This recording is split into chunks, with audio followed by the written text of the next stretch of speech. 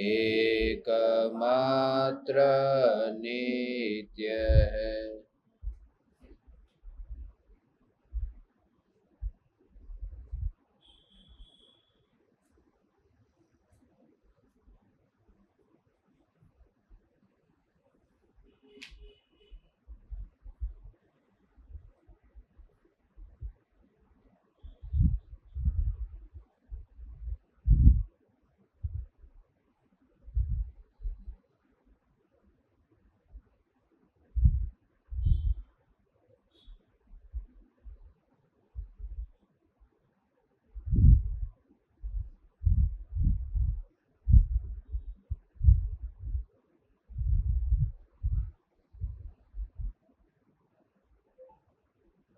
चैतन्य स्वभावी भगवान आत्मा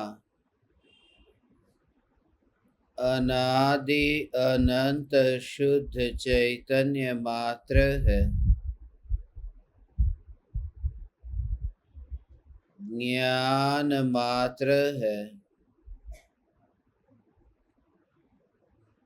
मैं शुद्ध चैतन्य मात्र, ज्ञान मात्र, भगवान आत्मा हूँ। प्रति समय यह जागृति बनी रहे। इस जागृति का नाम धर्म है। देह की प्रत्येक क्रिया के काल में और विकल्पों के बहते प्रवाह के काल में ज्ञानी को प्रति समय जागृति रहती है कि मैं चैतन्य तत्व इस देह की किसी भी क्रिया में और विकल्पों के बहते प्रवाह में कहीं भी मिला नहीं हूँ। ऐसा शुद्ध चैतन्य तत्व मैं हूँ। प्रति समय स्वयं की शुद्ध चैतन्य सत्ता का बोध, आत्म जागृति ही धर्म है। चैतन्य तत्व की स्व संवेदन प्रत्यक्ष निर्विकल्प अनुभूति होते ही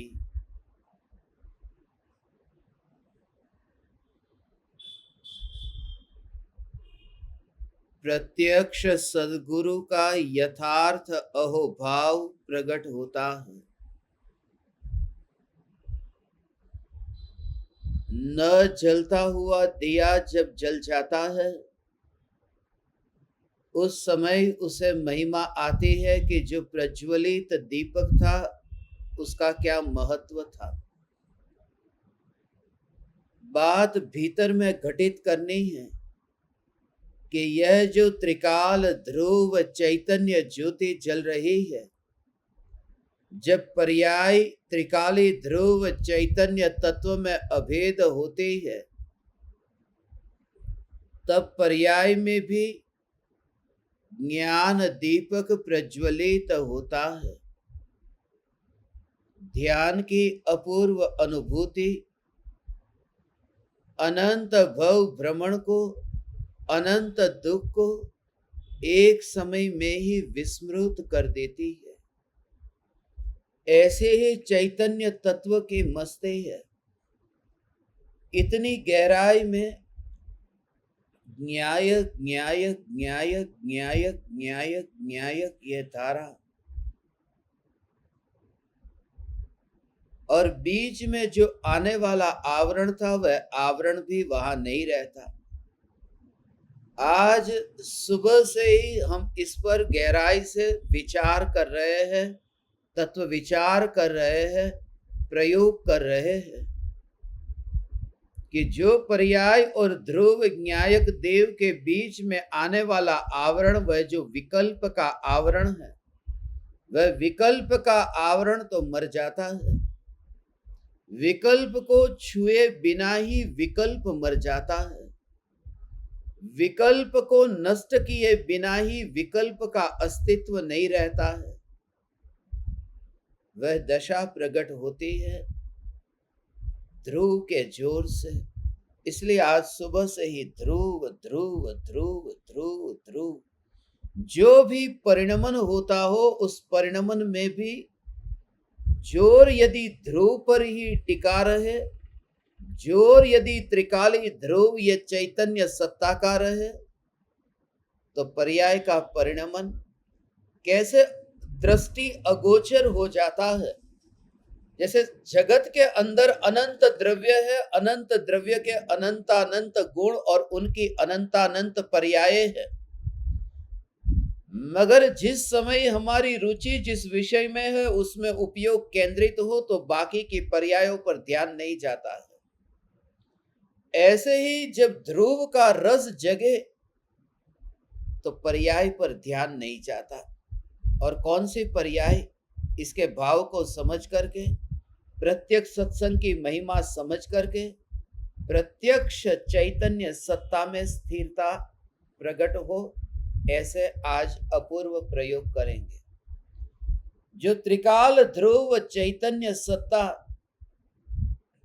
पर्याय की ओर से जब दृष्टि हटती है तो पर्याय में ही त्रिकाली का दर्शन होता है।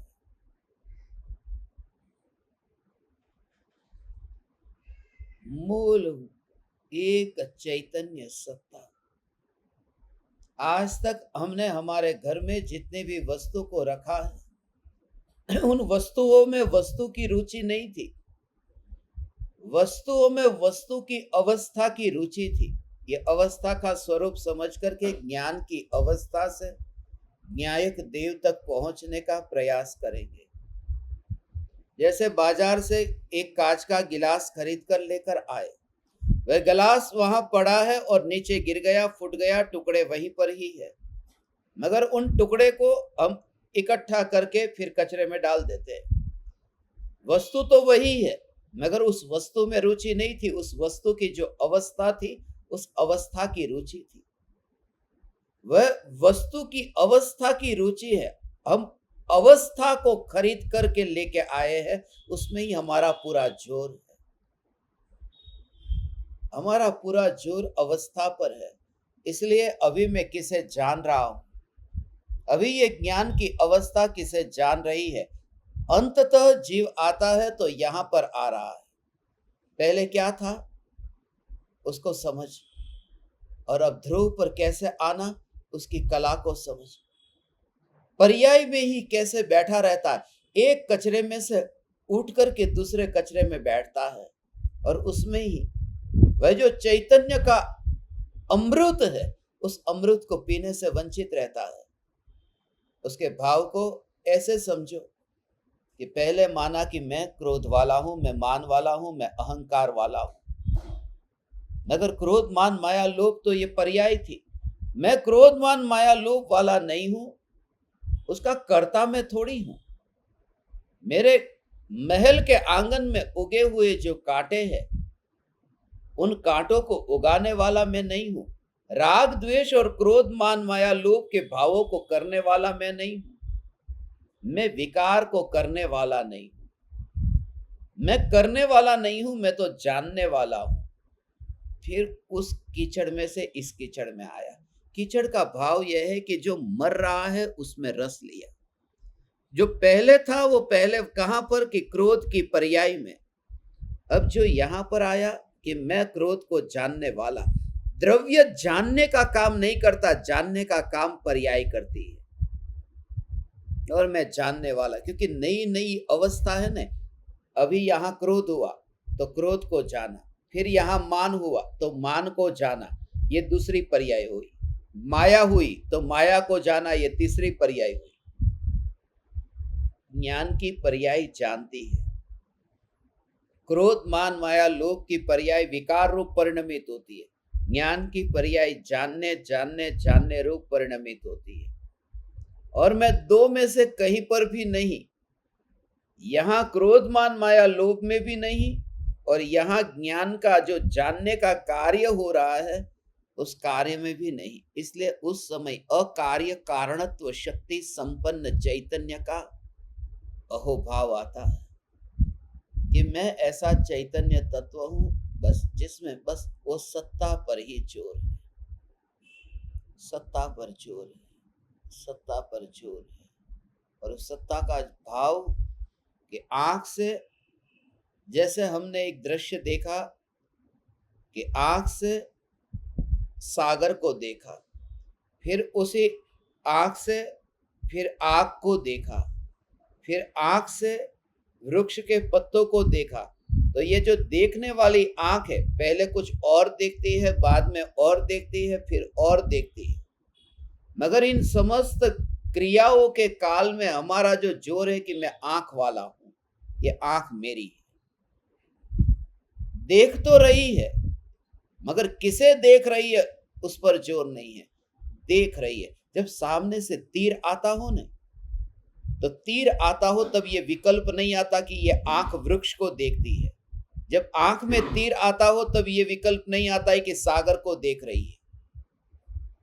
सिर्फ आंख को बचाते हैं, वो विकल्प ही नहीं आता कि आंख किसे देख रही है। उसका भाव ये समझो कि जो ज्ञान का जानने का कार्य निरंतर हो रहा है, उस जानने के कार्य में वह किस रूप परिणमन हो रहा है उसे मत देखो। वो जानने का जो कार्य हो रहा है उसमें ज्ञान की सत्ता है, उस सत्ता को देखो।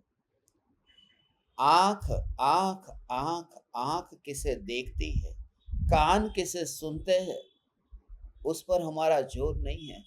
सीधा ही बस यह चैतन्य सत्ता में, ये मैं का भाव ऐसे। अब गर्म आग में हाथ लगा या ठंडे पानी में हाथ लगा, हाथ पर यहां जलते हुए कोयले हो या फिर हाथ पर ये ठंडा बर्फ हो, अब शीतलता और उष्णता, ये दोनों का अनुभव यहां हुआ या नहीं? ये दोनों का अनुभव हुआ। मगर जब सामने से कोई ऐसा जीव जंतु आता हो, सांप आता हो, बिच्छू आता हो, तो जैसे ही यहां डसने के लिए आता है और हम हाथ हटा लेते हैं, हाथ हटाते हैं, उस समय ये विकल्प नहीं आता कि इन हाथों ने अग्नि को छुआ था, इन हाथों ने बर्फ को छुआ था, इस हाथ से मुझे उष्णता का ज्ञान हुआ, इस हाथ से मुझे शीतलता का ज्ञान हुआ। कोई भाव नहीं है। क्या कि सांप आया, मैं अपने को बचा लूं, ये मैं हूं। उसका जो कार्य हो रहा है वो कार्य का विकल्प नहीं, उसकी सत्ता पर ही जोर, यह शरीर मैं हूं। ऐसे ही जो जानने का कार्य होता है, निरंतर जानना जानना जानना, और उसमें ज्ञानी को सदाकाल श्रद्धा पकड़ करके रखती है। वो जानने वाली अवस्था को नहीं पकड़ती, वो जो श्रद्धा पकड़ती है वो ज्ञान है, उसको ही पकड़ती है। वो एकमात्र ध्रुव न्याय। और ऐसी जहां अनुभूति होती हो, जो पर्याय उस त्रिकाल ध्रुव चैतन्य से विमुख हो जाती है, वह खो जाती है, भटक जाती है। कहां कहां के विकल्प आते हैं, दूर दूर के विकल्प, और बिल्कुल कल्पना। कभी कभी आपने ये अनुभव किया होगा, जिसके बारे में कभी सोचा नहीं है, वो ऐसे विकल्प आ जाते हैं, और जितना दूर करने की कोशिश करते उतने और आते रहते हैं। और जिन विकल्पों से हम परेशान हैं, कभी ये विचार आए कि उन विकल्पों को मैं कैसे छोड़ दूं, उसमें ये विकल्प बढ़ते जाते हैं। उसका एक कारण है, क्योंकि सत्ता पर जोर नहीं है और विकल्प पर जोर है। विकल्प पर जोर होने से विकल्प को खाद मिल गया, पानी मिल गया, उसे सूर्य का प्रकाश मिल गया, तुमने उस पर प्रकाश डाला अपने उपयोग को। ऐसे ही ज्ञान ज्ञान ज्ञान ज्ञान ज्ञान ज्ञान ज्ञान की सत्ता को ही देखना। आज सुबह हमने प्रयोग किया था ना कि चींटी जब पैर में काटती है, तो काटती हुई चींटी उस समय कैसे ये अनुभव हो कि मैं उस समय ज्ञान का अनुभव, कि ये जो जानने में आया ये ज्ञान। चींटी यहां पर नहीं है, परमाणुओं को मैं बचाने वाला नहीं हूं, मैं परमाणु को बचाने वाला नहीं हूं, क्योंकि अनादि अनंत जो ज्ञान है वह ज्ञान परमाणु की रक्षा करने वाला नहीं है। और तेरा ध्यान पूरी तरह से इस अनादि अनंत ज्ञान पर होगा जो परमाणु की रक्षा नहीं करता। इस जगत में अनंत परमाणु है और उन अनंत परमाणुओं की रक्षा मैं कैसे कर सका? रक्षा करूं ऐसा विकल्प भी क्यों? क्योंकि मैं परमाणु की रक्षा करूं, परमाणु स्वयं ही अनंत शक्तिशाली है, उस परमाणु को जरूरत ही नहीं है। सुमेरु पर्वत में वहां पर कोई परमात्मा नहीं है, मगर सुमेरु पर्वत के परमाणु, वो नए परमाणु वहां आते हैं, पुराने परमाणु निकल जाते हैं, उसका परिणमन निरंतर होता रहता है। बिल्कुल बिल्कुल बिल्कुल परिणमन होता रहता है। तुम्हारा एक घर अमेरिका में है और तुम वहां पर अभी नहीं हो, और उसी घर के पास में एक दूसरा घर है, उसका मालिक उस घर में बैठा है। भूकंप आ गया, उस व्यक्ति का घर गिर गया जो तुम्हारे पड़ोस में रहता है, और तुम्हारे घर को कुछ नहीं हुआ। भारत में रह करके भी वो तुम ध्यान रखने के लिए वहां नहीं गए थे, फिर भी वो घर गिरा नहीं। कि कहते हैं कि तुम्हारा पुण्य का उदय इतना था तो भारत में रहो तो भी अमेरिका में घर नहीं गिरेगा। और जो व्यक्ति अमेरिका में बैठा है, घर में ही बैठा है, ध्यान रखता है, दिन रात उसका ध्यान रखता है, फिर भी वो गिर गया। मगर ये ऊपर की बात है, गहराई में तू जा तो समझ में आएगा कि पुण्य का जो उदय आया है, उस उदय के साथ तेरा संबंध नहीं है, घर के साथ नहीं। वरना तूने अपना संबंध जोड़ा पुण्य का। पुण्य वाला मैं और मेरा ही पुण्य का उदय है। वो घर जितना दूर है उतना ही पुण्य का ये कर्म दूर है। और पुण्य का कर्म दूर इसलिए है क्योंकि पुण्य जिससे बंधा है वह राग का विकल्प भी उतना ही दूर है। वह विकल्प दूर है। वो विकल्प की दूरी तब दिखाई देती है जब ज्ञान की अभेदता अनुभव में आती है। इसलिए मैं विकल्प वाला नहीं, मैं माने ज्ञान ज्ञान ज्ञान ज्ञान ज्ञान ज्ञान ज्ञान ज्ञान, ये ज्ञान विकल्प वाला नहीं। इस रूप में ही अभेद परिणमन होता है।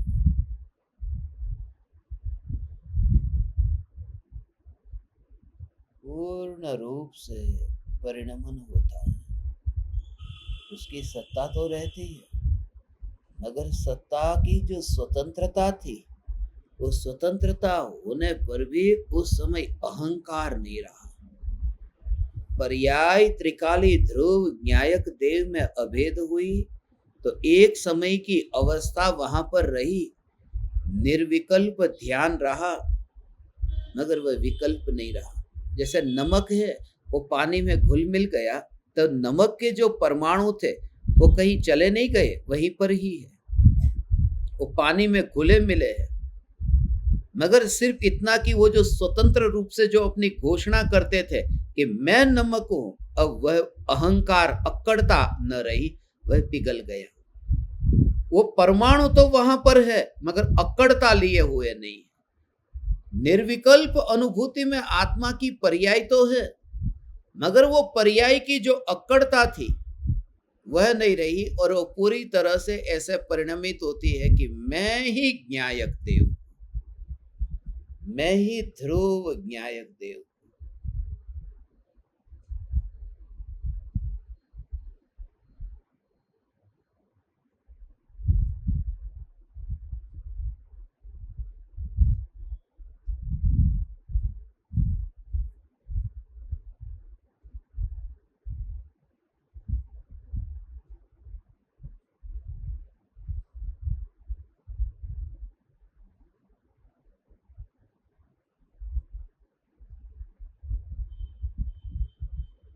इसी की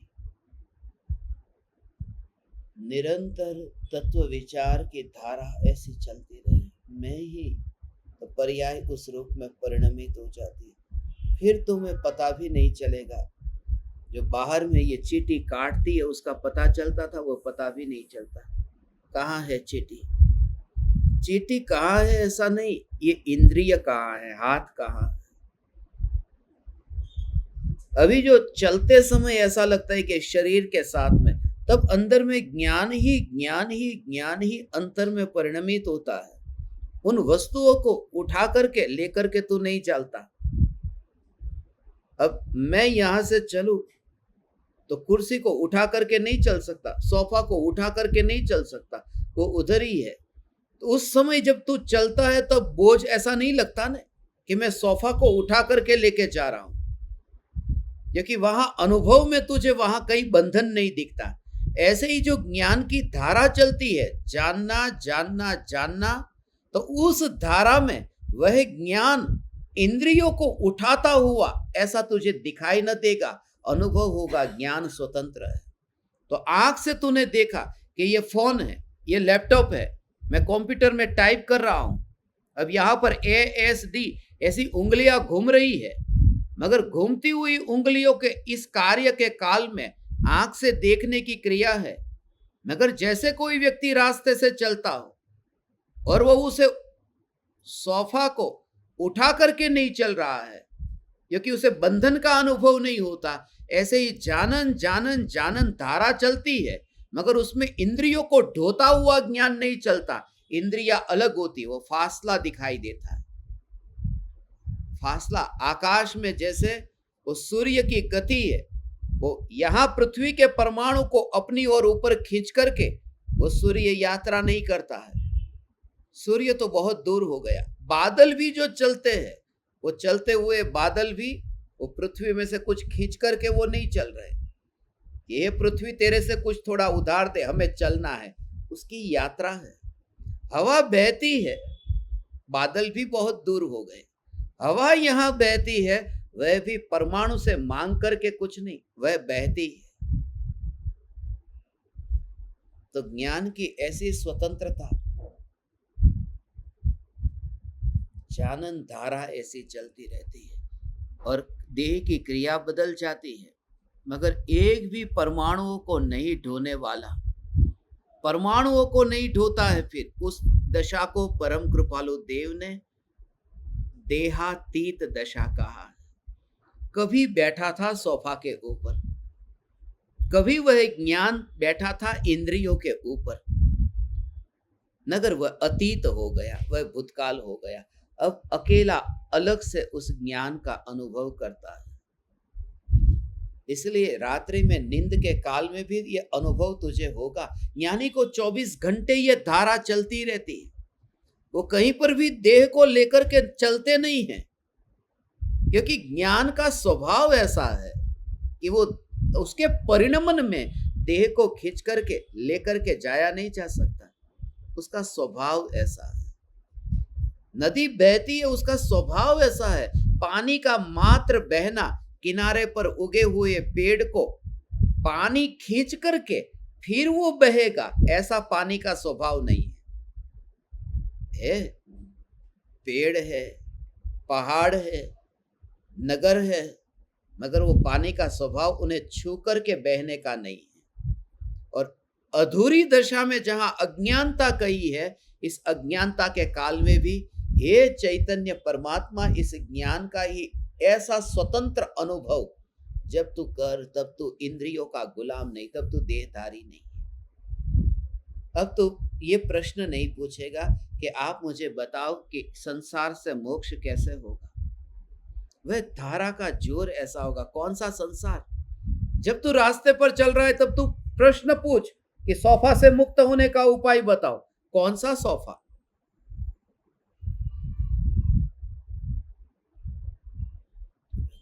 ये ज्ञान ज्ञान ज्ञान ज्ञान ज्ञान ज्ञान, उसकी ज्ञेयों की आसक्ति नहीं है, वह धारा ही चल रही है।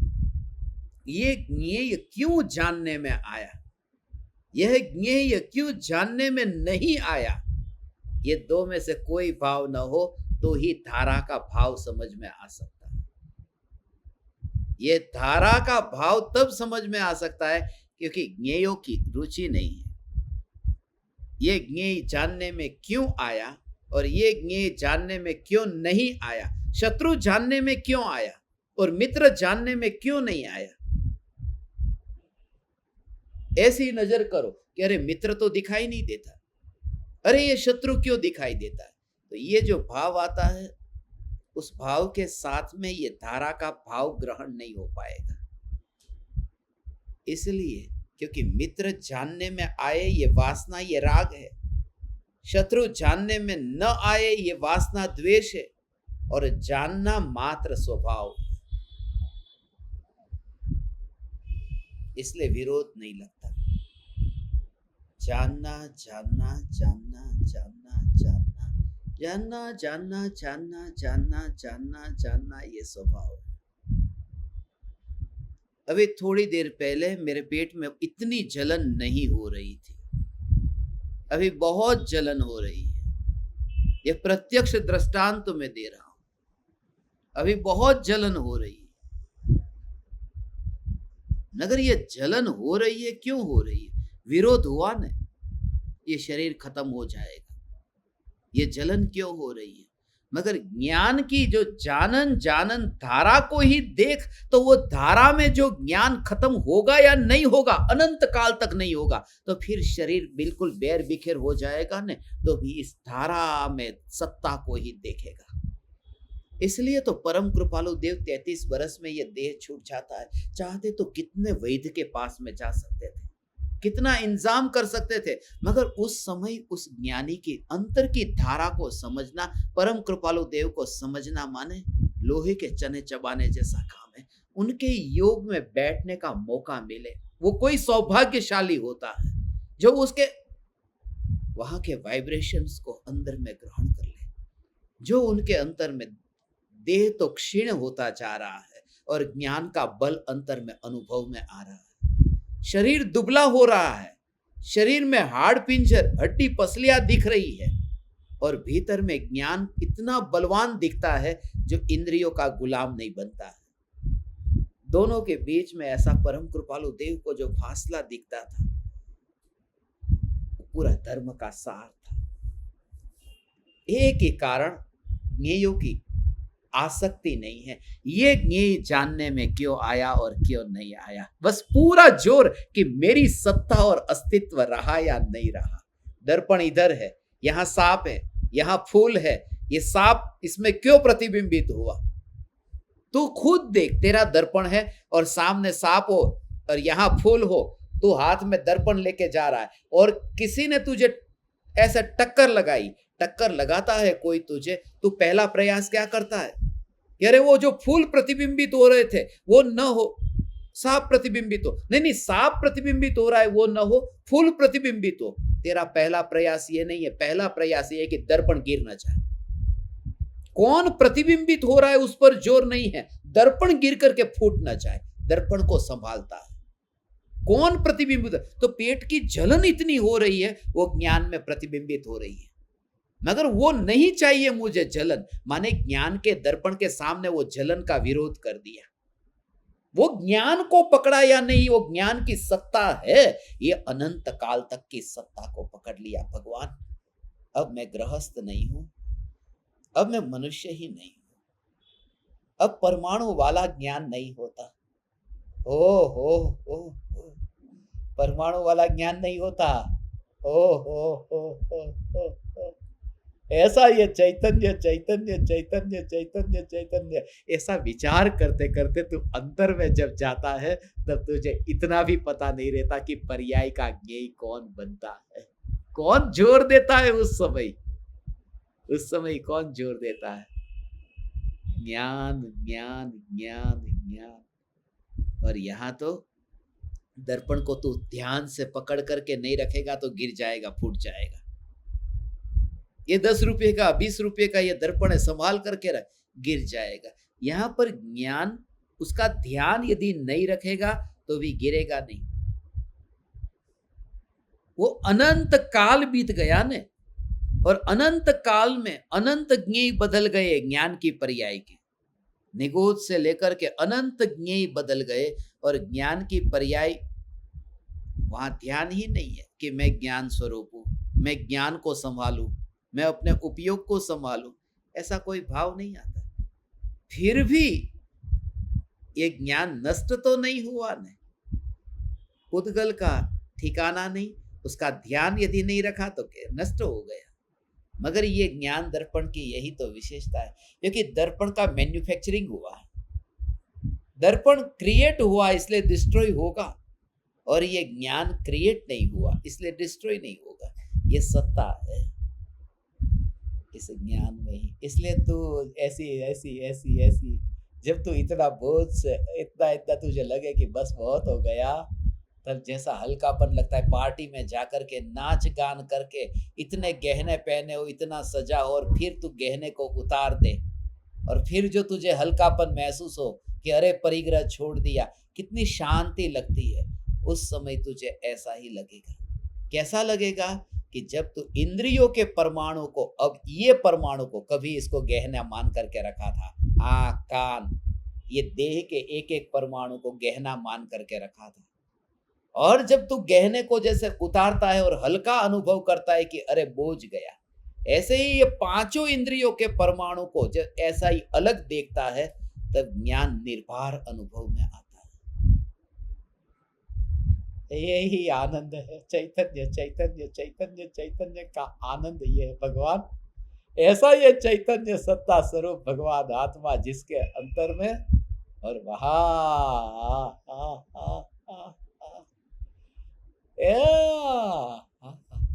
ऐसा नित्यता, ऐसी नित्यता, वहां तो तुझे ऐसा लगा कि अरे इन परमाणुओं को मैंने उतार दिया, वो रंग राग में नाच करके आया। यहाँ पर क्या उतारा? गहने को उतारा था, मगर यहाँ जो उतारता है वो राग का जो विकल्प है, उस विकल्प को उतार करके अकेला ज्ञान का अनुभव करता है, विकल्प वाला ज्ञान नहीं।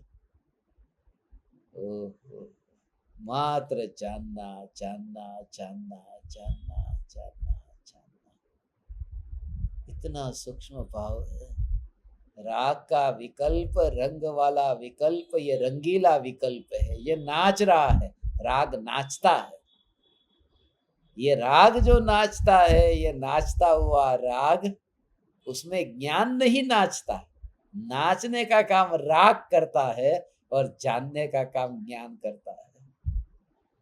तो राग है वो नृत्य के मंच पर हो रहा है, और ये ज्ञान दर्शक होकर के बैठा है। ओ ऐसा अलग से भेद दिखे, और एक स्टेज के ऊपर है और एक यहाँ दर्शक है। ऐसा ये कठपुतली, राग की कठपुतली नाचती है।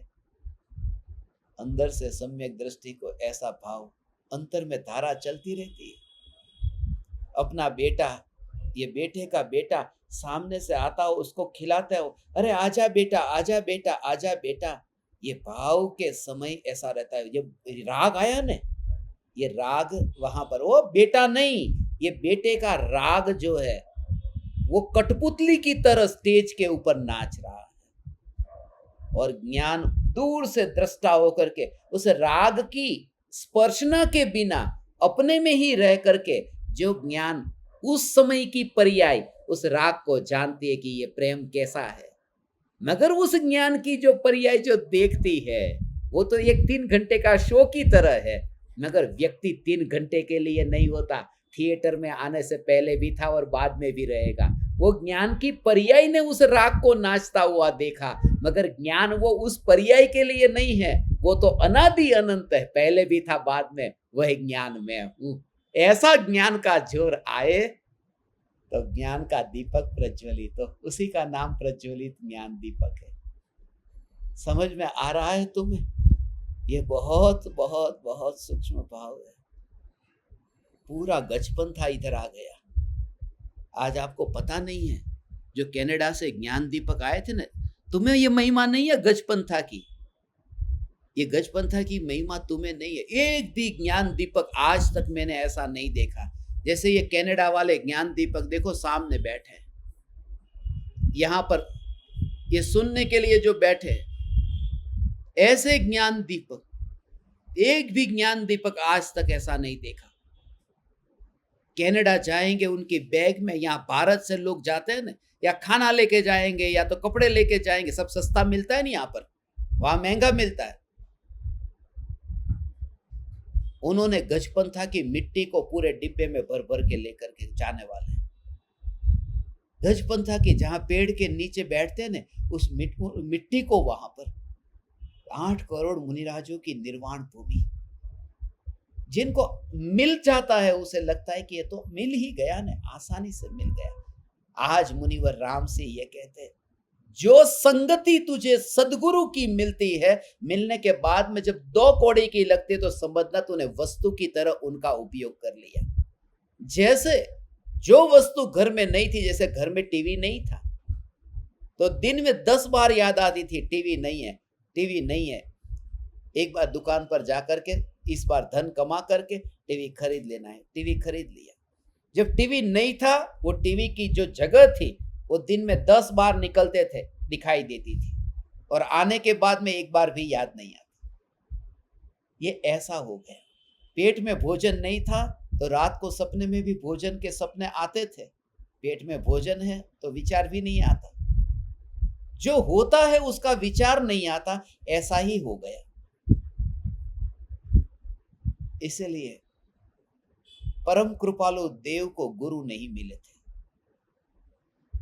इसलिए जिन्होंने प्रत्यक्ष सदगुरु की महिमा बताई, 1500 शास्त्रों में सबसे अधिक परम कृपालु देव ने जितना जोर दे करके कहा,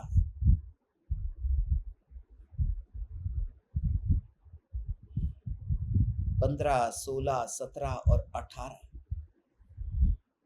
जितना जोर दे करके कहा, स्वच्छंदता से बचने के लिए प्रत्यक्ष सदगुरु का योग, प्रत्यक्ष सदगुरु का योग।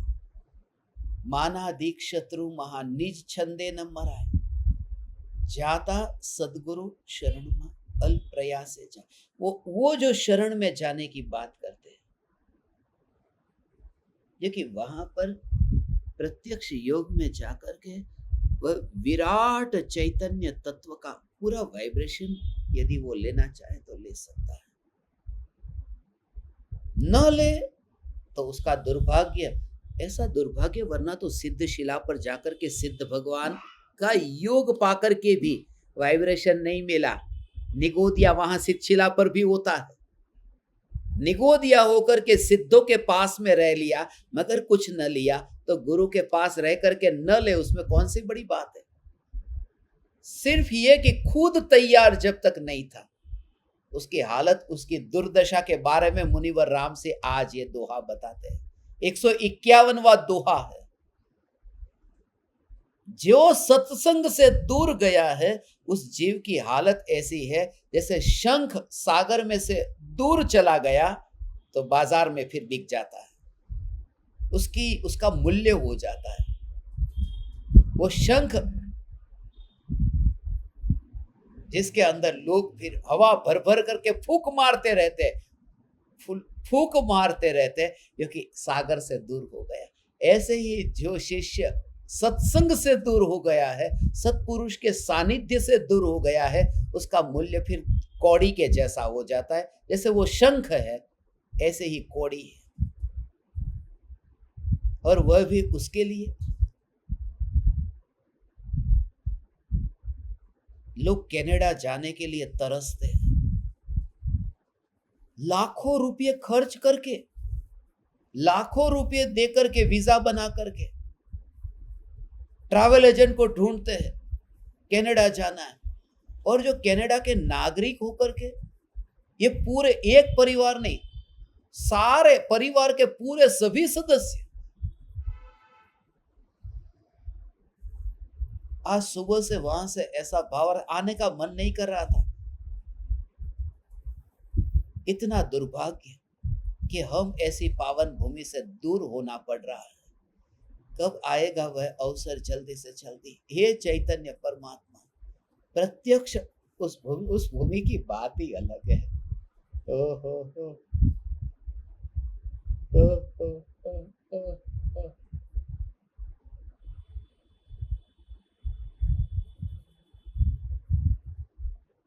अहो भाव से भर करके उस पेड़ के नीचे कुछ भी नहीं है, उस पेड़ के नीचे कुछ भी नहीं है। ओ हो। मगर उस पेड़ के नीचे ही आज मुझे भाव आया था, वो कोई जन्म से जैन नहीं है, वो जो ज्ञान दीपक है जन्म से जैन नहीं है, वो पटेल है। और पेड़ के नीचे मैंने उनको एक बात आज लिख करके दी ना, ये मेरे सामने थे, अंदर से ही वो भाव आया, इतना भाव आया, इतना भाव आया, ऐसे सुपात्र जीव।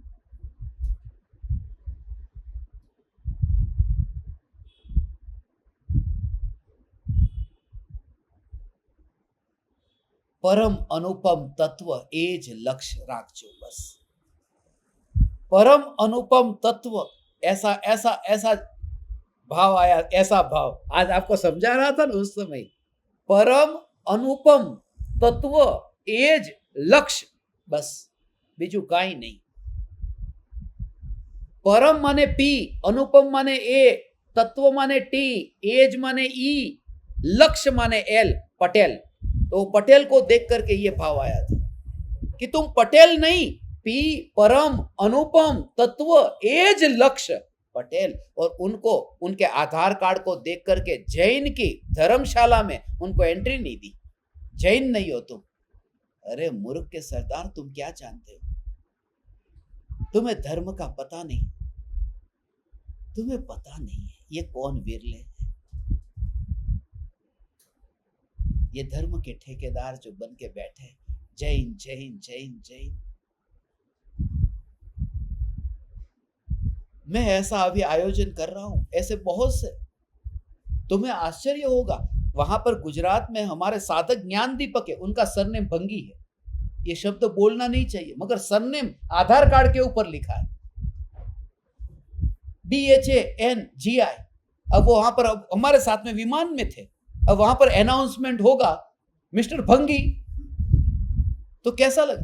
तो वो एयर होस्ट, वो वहां पर चेक इन करने के लिए गए, तो वो लड़की ने पूछा कि आपका नाम क्या है? मैंने कहा मिस्टर भांगी। ओके भांगी, ओके। अब उसको मेरे को कैसे बताओगे मिस्टर भांगी? मगर मैं सभी का, उन सभी लोगों का चेंज कराने वाला हूं। जैन करना है ना, कर दो जैन।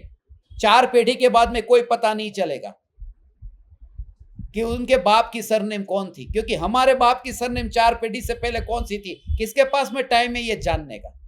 और अब तो और बुरा काल आ रहा है, लोग इतने फंसेंगे अपने में कि दूसरों का विचार भी नहीं आएगा। और फिर क्या कहते हैं, जो जैन होता है वो मुनि हो सकता है, भंगी मुनि नहीं हो सकता। मगर 4 पीढ़ी के बाद में वो भंगी की औलाद होगी जो जैन होगी। धर्म के नाम पर ये दुनिया में जो पाखंड चल रहा है, और परम कृपालु देव ने उस पाखंड से हमें बाहर निकाला। धन्य है वे जीव, रात्रि भोजन नहीं करते, जमीन कंद नहीं खाते, छान कर पानी पीते हैं, मगर आधार कार्ड में पटेल। और जिनके घर में दारू की बोतल होती है, मेन हॉल में दारू का बार होता है, उनके नाम के आगे जैन है। You are most welcome. हे ज्ञान दीपक, ऐसे लोगों के वहां पर खाना खाने भी क्यों जाना, जो जैन का आधार कार्ड देख करके तुम्हें खाना देते हो। उनकी रोटी खाओगे वो भी पचेगी नहीं, वाइब्रेशन पूरे आते हो, किनके घर का खाना खाते हो। इसलिए मुनिराज जो 46 प्रकार के दोषों को टाल करके आहार लेते हैं, उसका कारण ये है, कहां कहीं पर भी नहीं मिल जाता चलो खाओ जरा, गली में गए और खा लिया खड़े खड़े। वैसे भी खड़े खाने का, आहार का मुनिराज का नियम होता है, और खाओ जरा गली में कुर्सियां होती ही नहीं है, खड़े खड़े ही खाना होता है। आज यहां पर खाओ जरा गली देख लियो मैंने, मगर दुख की बात है, आया तब सनसेट हो गया था और जाऊंगा तब सनराइज होगा नहीं।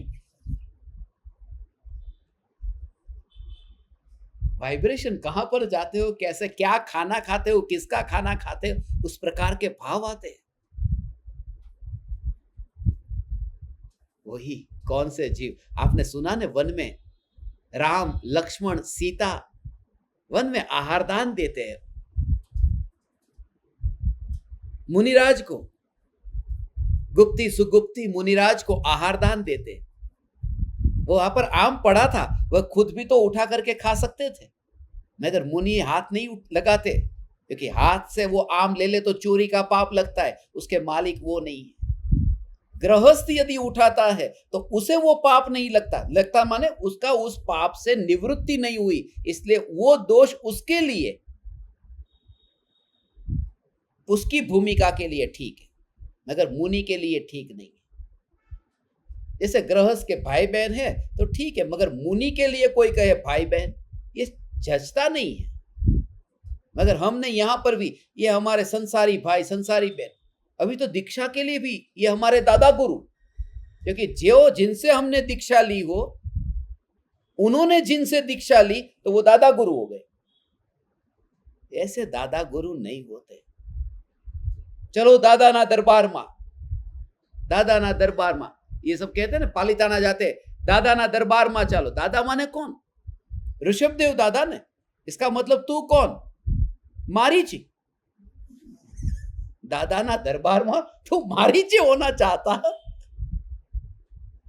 कि हाँ मारीची मारीची, आगे जाकर के महावीर होऊंगा, कोई बात नहीं, मगर ये दादा दादा मानने का काम करने वाला, यहां रिश्ते कम थे कि वहां पर भी दादा बनाए। और ये दादा वाले की दादागिरी थी, जिन्होंने धर्मशाला में ठहरने नहीं दिया।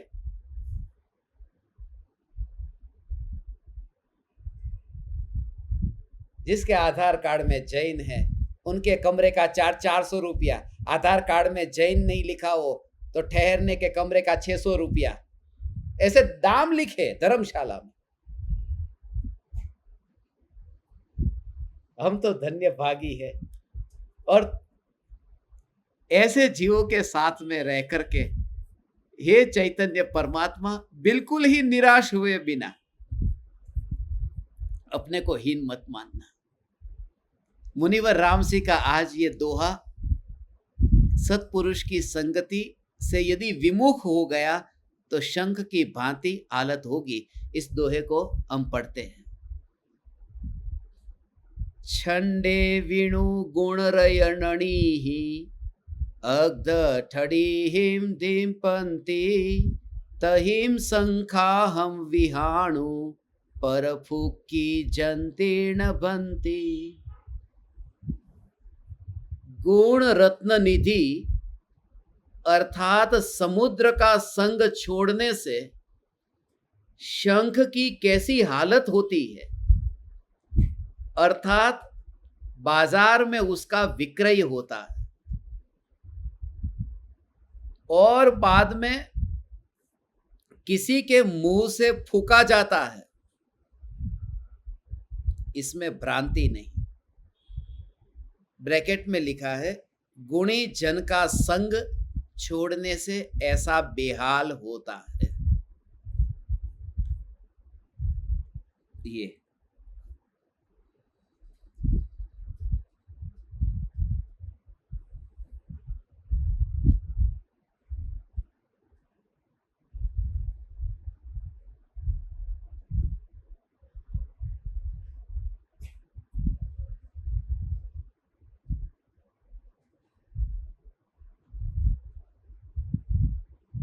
इसका अनुभव आपको भी हुआ होगा। जिस समय हम सत्संग में बैठते हैं और सुनते हैं, ये सुनते समय जितनी अंतर में गहराई में डुबकी लगाने का ऐसा जो एहसास होता है, वो अकेले अकेले नहीं होगा। आप ऐसे ही बैठे हो तो वह डुबकी नहीं लग सकती। उसका कारण है कि काल नीचा है, और नीचे काल में प्रत्यक्ष सत्संग का इतना महत्व बताया। इसलिए भावलिंगी मुनि के लिए भी कुछ आगमों में इतना बताया है कि भावलिंगी मुनि भी पंचम काल में एकांत में विचरण न करें,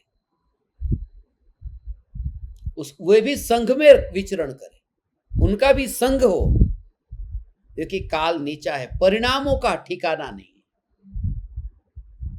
जब मुनि अवस्था जैसी दशा पाकर के भी कोई संग चाहिए, तो हम तो पूरी तरह से पाप में है, हमें सत्संग की कितनी जरूरत है।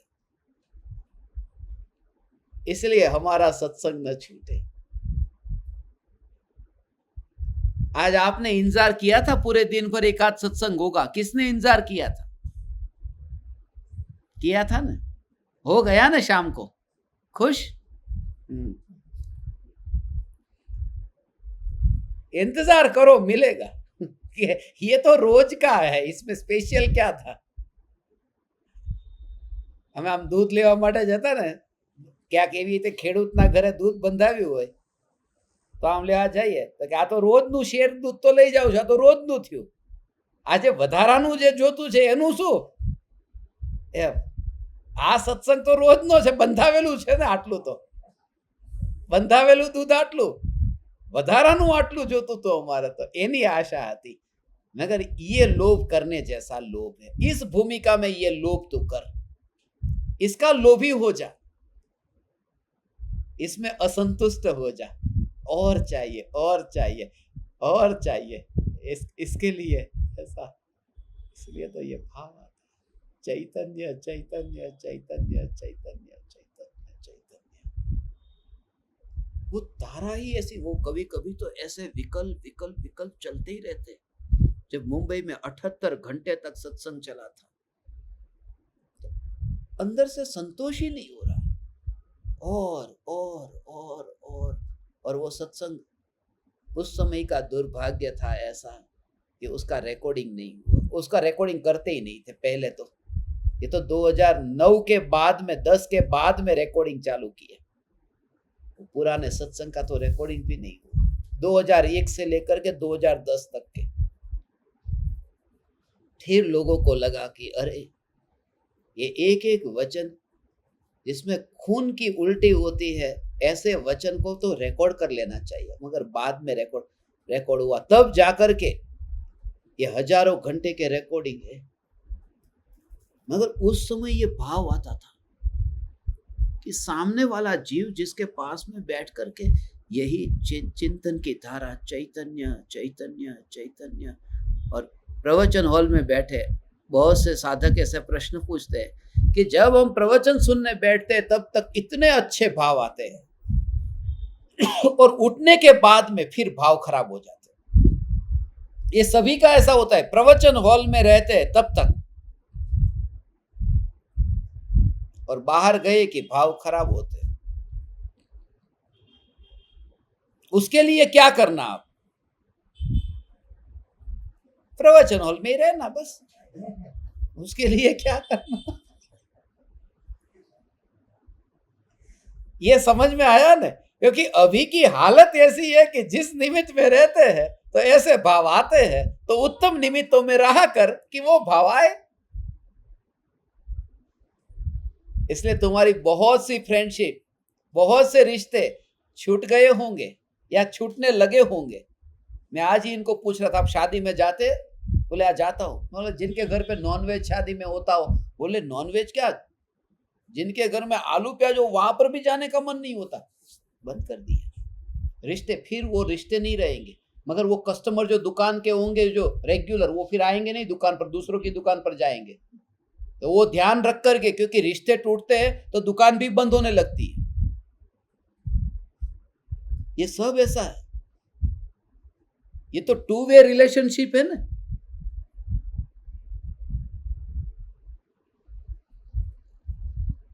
मगर तैयारी अंदर से इतनी आती है, हम भूखे रह लेंगे मगर ऐसे काम में, ऐसे प्रसंग में नहीं जाएंगे। वो कोई भी मित्रता नहीं रहेगी, अकेले घर में रहेंगे।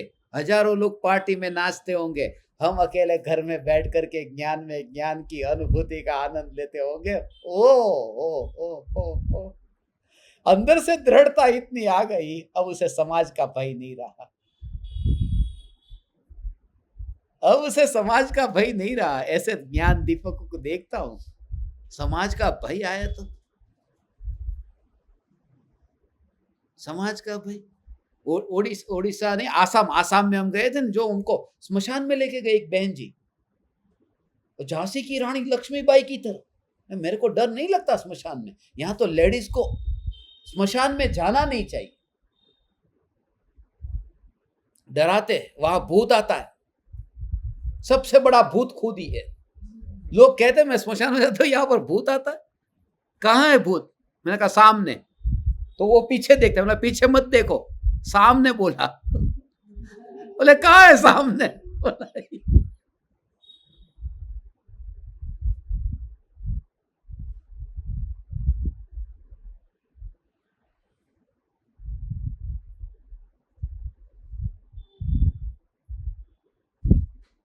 सामने देखो तो भूत है,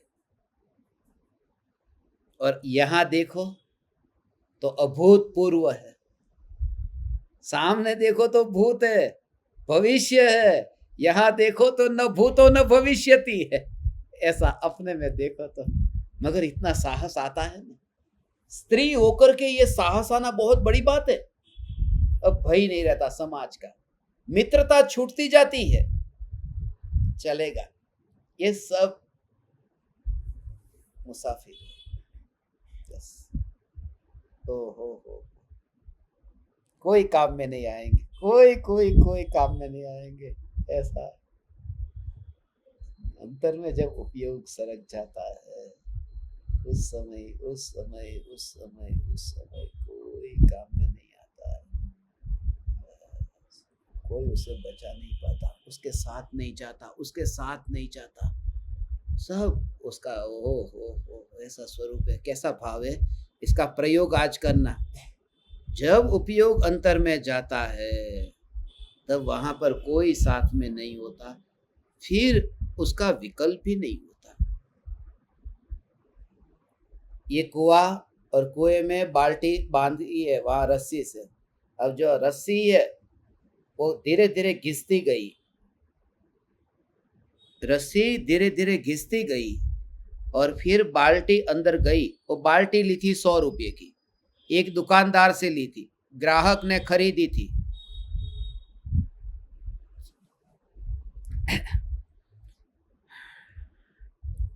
₹100 दिए थे। जब वो रस्सी कटती गई और बाल्टी अंदर गिरी, तो गिरी वो दुकानदार को लेकर गिरी, वो ग्राहक को लेकर गिरी, या फिर वो 100 रुपये को लेकर गिरी, किसी को छू करके गिरी, किसी के बारे में सोच करके, कुछ नहीं ने, सीधी वो रस्सी कट गई और वो बाल्टी अंदर गई, कुछ भी लेकर नहीं गई। तो ऐसे तो देख, मित्र है, शत्रु है, भाई बहन, ये सब है, मगर जब मोह की रस्सी कटती जाती है, और जिस समय ये उपयोग, ये ज्ञानोपयोग, ये न्यायक में अंदर में सरक जाता है, ढल जाता है, सरक गया, उस समय ये कोई भी नहीं रहता भगवान। और उस समय बाल्टी कहे, अरे वो 100 रुपये का क्या, वो दुकानदार का क्या? कभी ऐसा भाव आएगा उस समय उस बाल्टी को कि वो सहज गिरेगी? ऐसे ही ये उपयोग जब आत्मा में अंतर में समाता है तो इतना सहज जाता है। तो यहाँ पर मेरा कौन है फिर? यहाँ मेरा रहा कौन? किसका फिर गुलाम? क्योंकि जो उपयोग भगवान अंतर में गया, वो मोह की रस्सी के कटते ही अंतर में सरक गया।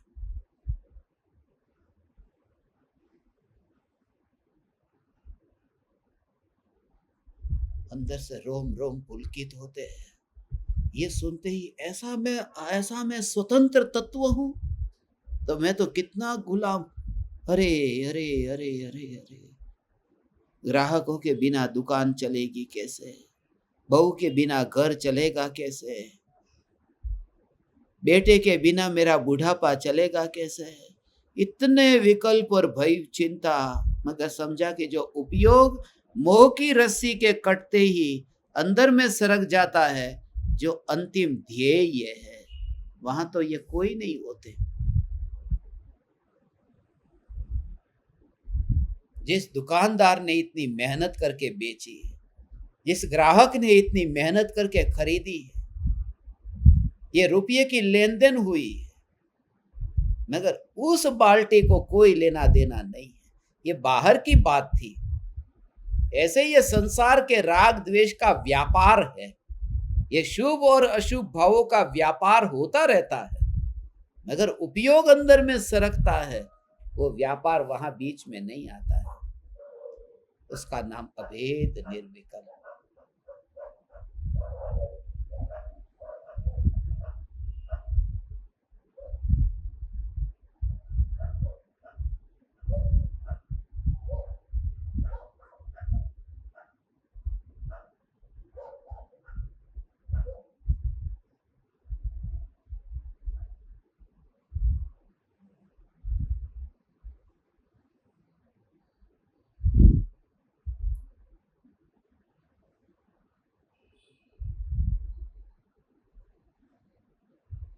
ऐसा न्याय न्याय न्याय न्याय न्याय पूरा भाव ऐसा अंतर में आएगा।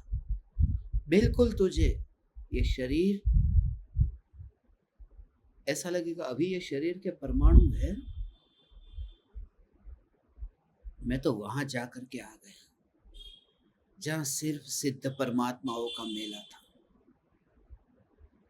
और ये अभी बिखरा नहीं है। नहीं बिखरे तो भी उसकी चिंता मुझे नहीं है, क्योंकि जहां मेरा वास है वहां ये परमाणु है ही नहीं। और ऐसा जो रियलाइजेशन तुझे होगा, बिल्कुल पता न चलेगा।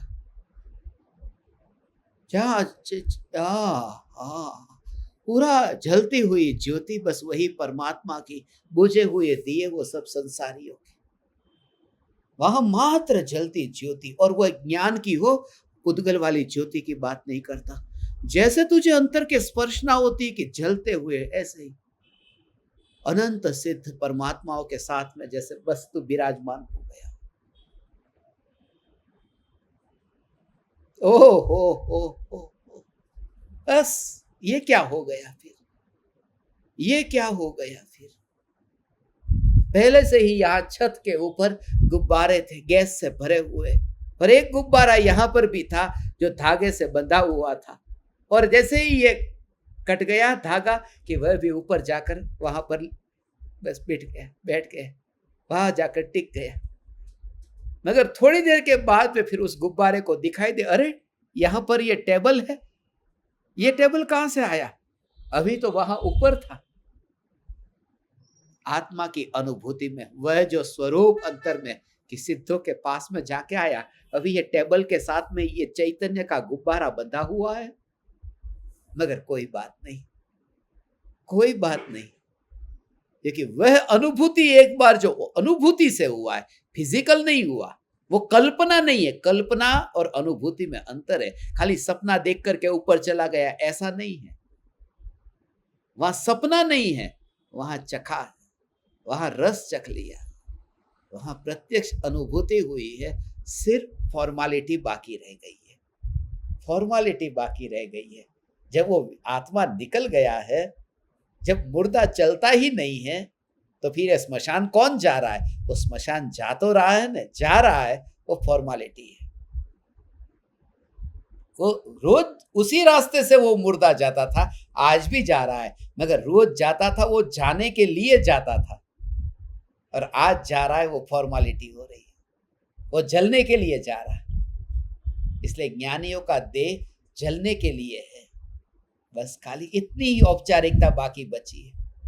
जैसे मृत्यु हो गई, डेड बॉडी पड़ी हो, और चाचा मामा अभी आए नहीं है, दूर रहते, कोई अमेरिका रहता है तो 24 घंटे लग जाए, मगर जो होना था वह काम तो हो चुका है, अब उसमें कुछ नया नहीं होगा, खाली फॉर्मालिटी बाकी है। विधि का विधान जो अभी करना है, विधि विधान बाकी है। ऐसे ही जब एक बार वो स्पर्शना हुई कि फिर ये सब बाकी रह गई, जो भी औपचारिकता बाकी रह गई है। औपचारिकता का मतलब अब 20 साल रहेगा या 25 साल 50 साल, जितना जीना होगा वो जी लेगा, मगर असली घटना वो घट गई है, जो अंतर की अनुभूति बाल्टी कुएं में गिर गई। बस आप परमात्माओं को अधिक क्या कहो। आज ये सहज संयोग मिल गया, ये भी भाग्य के खेल है, ये भी पुण्य के खेल है। पुण्य नगरी, ये पुण्य के खेल है। जहां आने का ही नहीं था वहां मैं आज आ गया।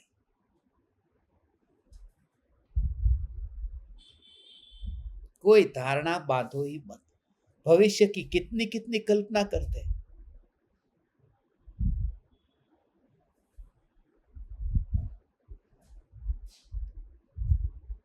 कल सुबह मुंबई पहुंच जाऊंगा। मुंबई पहुंच करके गजपंथा से जो नाश्ता लिया है वो नाश्ता मुंबई पहुंच करके एयरपोर्ट पे कर लूंगा। फिर फ्लाइट में बैठ जाऊंगा। एयरपोर्ट के अंदर जाकर के सिक्योरिटी पास करके फिर नाश्ता करूंगा। यहाँ मुंबई जाना ही नहीं हुआ, पुणे आ गया। कोई झंझट, ये कितने कितने विकल्प पहले से करके रखते हैं। अब फ्लाइट यहां से मिल रही है और जो पुणे का ज्ञान दीपक जब सामने से लेने आया हो तो फिर काहे को मुंबई जाओ। मगर हमारे इतने इतने विकल्प सब दिमाग में भरे पड़े रहते हैं। उन विकल्पों में ही ऐसा लगता है फ्यूचर का कोई ज्यादा झंझट मत करो, 2 साल बाद ये करूंगा, 4 साल बाद ये करूंगा, कुछ नहीं। हमारे विकल्प काम में ही नहीं आते। Just enjoy. बस भावना ये भा की बाल्टी अंदर गिर जाए और वो रस्सी कटते ही बाल्टी गिर जाए। वो नेचुरल है, वो नेचुरल है। वो ध्यान, ऐसा अंतर का ध्यान, वो अपूर्व अनुभूति है। मैं तो सिद्धों के पास जाके आ गया। ये क्या हो गया? अभी ये देह बिखरा नहीं, अभी है कपूर की भांति उड़ा नहीं।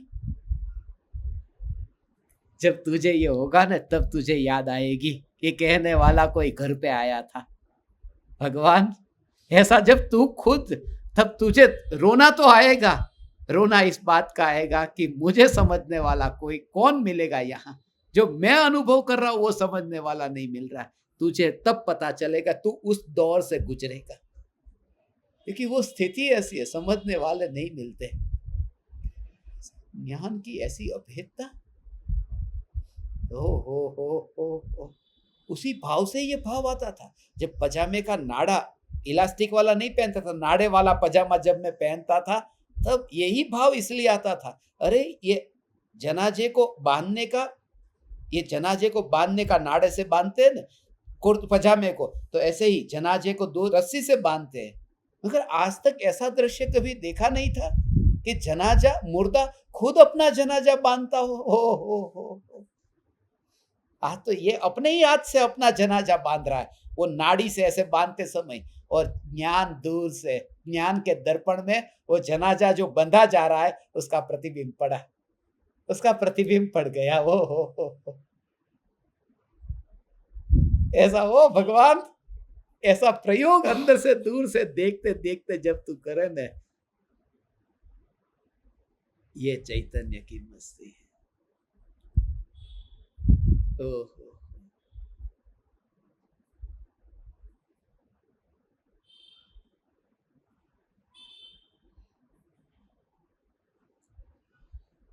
कल अपन 152वां दोहा लेंगे, मगर कहाँ लेंगे उसका पता नहीं है। कोई फ्यूचर का ज्यादा प्लानिंग मत कर। जहां लेना होगा वहां लेंगे। कल सुबह मैं दिल्ली पहुंच जाऊंगा। खाली कुछ घंटे के लिए जाऊंगा। 10 बजे तो पहुंचूंगा, 5 बजे तो एयरपोर्ट, 5 बजे तो एयरपोर्ट के लिए निकल जाऊंगा। दिन के समय, कल रात्रि में, शाम की मेरी फ्लाइट है 7 बजे की। तो अपना शाम का सत्संग कल का नहीं होगा। शाम का पाहुड़ दोहा शाम को नहीं होगा। परसों शाम की फ्लाइट होगी लंदन की, तो भी पाहुड़ दोहा शाम को नहीं होगा। तो अपन क्या करेंगे, कल का सत्संग दोपहर में रखेंगे, 10 के बाद में कभी भी, जहां पर भी दिल्ली में मुझे कोई जगह मिल जाएगी अच्छी सी, बैठ जाऊंगा, तो वहां पर अपन कर लेंगे। और परसों का सत्संग मुंबई आकर के सुबह रखेंगे, क्योंकि मुझे 12 बजे एयरपोर्ट के लिए जाना है। तो 2 दिन का टाइम आपको बता दिया। कल का दोपहर में रखेंगे और परसों का सुबह रखेंगे। फिर आगे का आगे आपको बताता जाऊंगा। आप समस्त ज्ञान दीपकों को, आप ही मेरे सदगुरु तुल्य कार्य करते हैं, क्योंकि आपके बीच में रह करके ये जलसा करने का मौका मिलता है। मगर आप ही वो है जो फिर खींच करके वापस लेके आते हैं, अरे ये देह बिखरा नहीं है, अभी ये बिखरा नहीं है। प्रणाम। चैतन्य चैतन्य चैतन्य।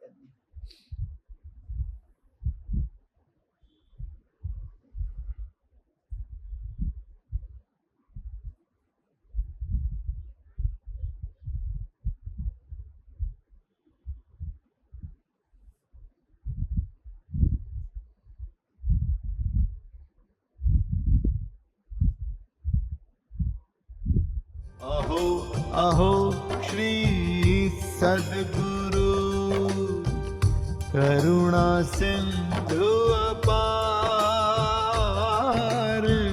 इस पामर पर प्रभु किया अहो अहो उपकार, अहो अहो उपकार। देह सहित जिनकी दशा वरते देहातीत, उन